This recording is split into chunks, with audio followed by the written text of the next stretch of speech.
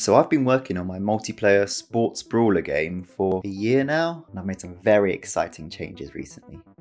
So it wasn't until a couple of months ago that I actually playtested the game, and it was only after that I realised the game as it currently is needs a lot of tweaking.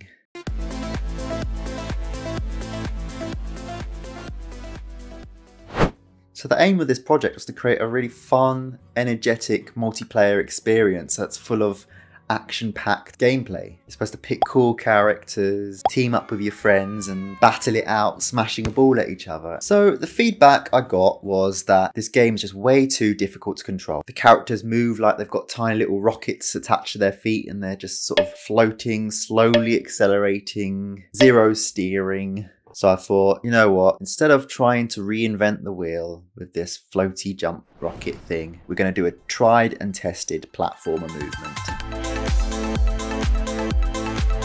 For this, I really wanted short, snappy movements with high gravity, fast acceleration, reminiscent of games like Stick Fights, which is quite popular. And after implementing that, it actually feels a lot better. Like, it just feels so responsive. And on top of that, I've created customizable scriptable objects, which hold all the stats of every character, its jump height, its speed. This leads us onto our next major update.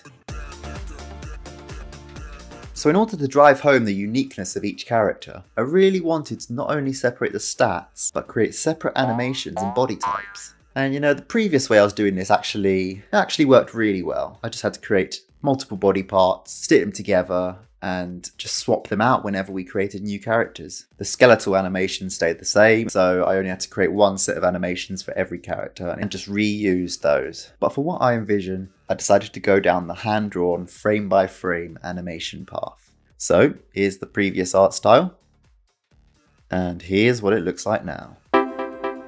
So as you can see, I've simplified it and chibified it, making them a lot quicker and easier to draw multiple times. Because the downside of working like this is that it is very time consuming. I have to create 20 separate animations for every single state a player can be in. I mean, I spent a month on the octopus character alone, but I think the payoff is worth it because look at these characters. Now the last step to bring everything together is to completely scrap my game.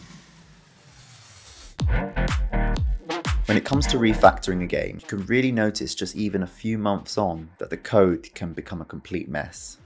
In order to implement so many changes, I spent half my time just trying to find out where on earth in the code it was and how it relates to everything else. Hours of backtracing past Isaac's work was just not viable anymore.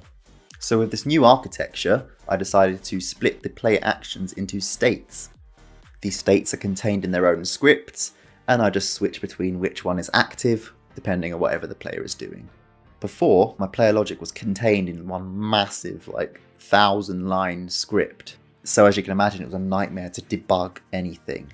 Now, if something needs changing, or say the player is jumping and something's going wrong, I just need to go to the jump state script and just work it out from there. So actually the initial time it took to rebuild this from scratch has been completely made up for in the clean and smart ways I've built the architecture. And it's actually probably given me hours back that I would have lost. So if you like where this project's going, please subscribe. And I've got a TikTok which I do regular updates on. They're brilliant. You need to follow that account. Bye bye.